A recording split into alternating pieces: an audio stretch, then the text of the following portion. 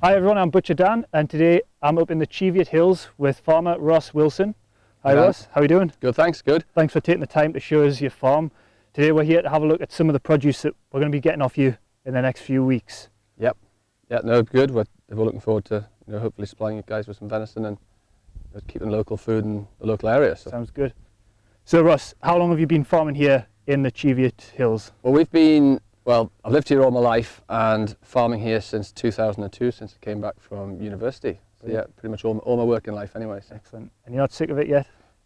No, not at all. Yeah. There's certain days where I could probably answer a different question, but on a whole, no, I do. I thoroughly enjoy it. It's lovely up here in the summer though, huh? It is. No, it's area. stunning. We're lucky to live here, and it's a great part of the world. Excellent. Especially in what times we're at the minute being out here, we feel very lucky. So. Brilliant.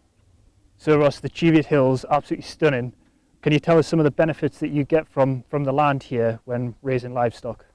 Yeah, it's a good question, Dan. We think this is a really good place to raise livestock. We're in the uplands, we're in the hills. There's a lot of native grasses, herbs, heathers, clovers. And I believe that the uplands here provide a great, varied diet for the animals, which obviously we think is good for them and also good for the consumer at the end of the day. But not just that, but having the animals here, the deer, the sheep and the cattle, actually it helps the environment. It has so many more positive effects for the breeding wader population, the flora and fauna, and I think that's really important to bear in mind when they're looking at the future of the uplands here in the hills. Yeah. That what we do here is really working with nature. Historical farming area as well, isn't it? It is. I mean, the farming goes back here 10,000 years. The first people settled on the hills, and it's a scheduled monument, all our hill, dating back, as I say, 10 to 12,000 years when man first ventured here. Brilliant. So Ross, you deal with farmed venison here, which a lot of people don't necessarily know a lot about. I was wondering if you could tell us a little bit about it and some of maybe the breed of deer that you keep. Certainly. Well, we're farming the venison as opposed to wild venison. It's red deer that we farm here. We feel they're a good fit for this part of the country. They're quite hardy. They're very, require little maintenance. But I think from a product point of view, venison point of view, it's a consistent product. It's a young prime animal that's lived outside all its life, grass-fed, and maybe it's not as strong a flavour as some of your wild venison, which is slightly gamier. Not that there's anything wrong with it, but for a lean, good, tender meat, we believe the farm venison and keeping it in the environment here provides a really good texture and taste to the meat. And from the consumer's point of view, that consistency, it's really important, isn't it? Exactly. From the consumer's point of view, they know that we're a farm-assured farm.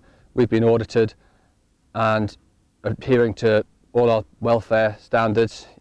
We keep medicine records, they're tagged. Everything's kept perfectly in order on the paperwork side of things, so people can hopefully buy farm venison with the assurance you're buying top quality young stock from sustainable farms as well.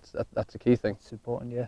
So Ross, you've talked quite a bit about sustainability on this farm. Yep. I believe you're Planet Mark accredited. Is that right? That's right. We're a Planet Mark, I think the first Planet Mark approved farm, which basically commits us to reducing our carbon footprint, our fuel use, and just be more environmentally aware. It's something that my wife looked into a couple of years ago, and gradually we've been trying to work towards that. And especially in this day and age when consumers are really interested and clued up on where their meat comes from, how it's farmed. I think it's key to be able to turn around and say, no, look, what we're doing here is good for the environment. What a lot of Northumbrian farmers are doing up here is good for the environment. A lot of them are low intensity situations. The livestock's allowed to mature naturally, and by doing that, having them outside on the hills and the fields, you are helping the environment and everything around it. So we feel that going forward, it's not an option. I feel we have to be environmentally sustainable and be able to justify what we're doing here to the end consumer who at the end of the day are buying what we produce. Excellent. Well, thanks very much, Ross. What a wonderful place to come and visit, and thanks for taking the time. Look out for Ross's venison coming in store very soon, and hopefully we'll be back one day very soon to come and visit again. No, that's great. Thank you very much, and thanks for supporting us. Cheers, Dan. Back to the studio.